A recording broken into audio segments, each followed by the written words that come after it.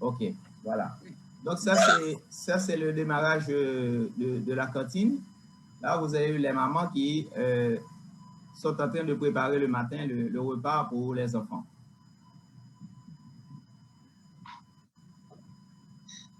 Alors, comment ça se passe? Comment on cultive le jardin? Il y a 4 temps forts pour le jardin. Au départ, on nettoie le champ et on fait le labourage. Ensuite, on va semer. Donc, on demande aux parents qui ont une paire de bœufs, ou bien s'il n'y a pas assez de parents qui ont des paires de bœufs, on demande à des voisins. Même si les gens n'ont pas d'enfants à l'école, ils sont très volontaires pour labourer la terre. Donc, le premier temps, c'est le labourage du champ et la semence. On peut passer aux deux. Voilà.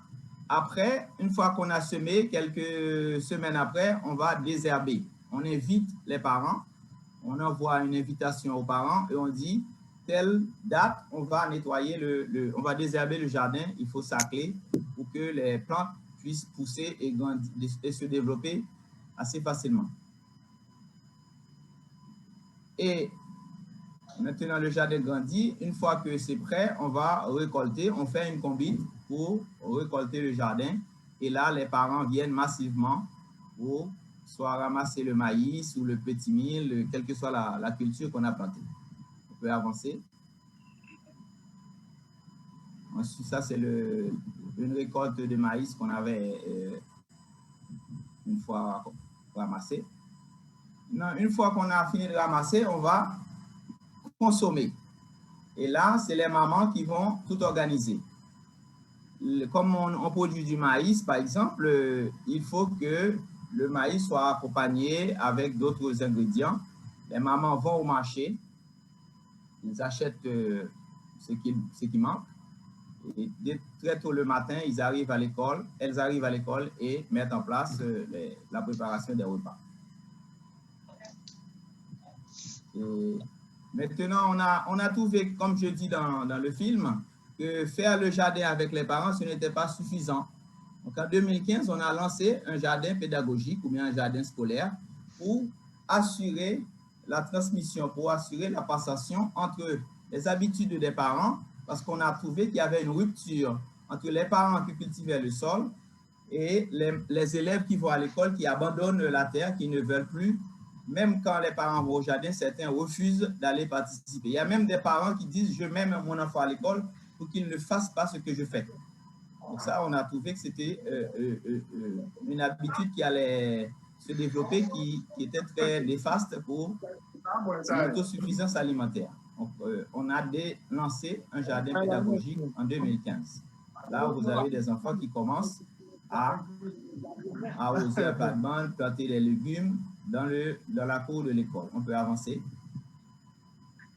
Donc ça, c'est ce qu'on a fait. On a dit, on n'a pas besoin d'aller montrer aux enfants comment planter le maïs, le pois, ce que les parents cultivaient déjà.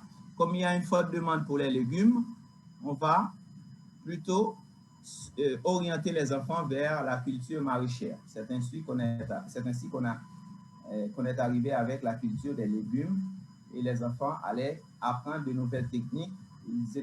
Ils sont encadrés par un technicien agronome qui leur enseigne comment cultiver un petit potager, soit à la maison, soit à l'école, pour renforcer l'économie de la famille. On peut avancer. Donc là, ça, ce sont les réalisations des élèves. Et aujourd'hui, certains enfants, ceux qui sont passés par l'école, ont de petits potagers à la maison. Ils refont l'expérience. Et cela nous a vraiment plu de voir qu'aujourd'hui, Haïti Futur a élargi le programme avec une quarantaine d'écoles dans tout le pays. Donc, nous disons merci à CHF de nous donner l'occasion de parler de cela. Merci à Haïti Futur, à Madame Josette qui a trouvé que l'idée était exploitable, qui l'étend maintenant à toutes les régions du pays, on va dire. Et nous voyons déjà le résultat parce que avec Hermine, quand je vais dans les écoles, les photos que nous recevons, c'est extraordinaire ce qui se passe en si peu de temps. Le travail s'est étendu dans toutes ces écoles et il y a des écoles qui en demandent aujourd'hui. Voilà, merci beaucoup.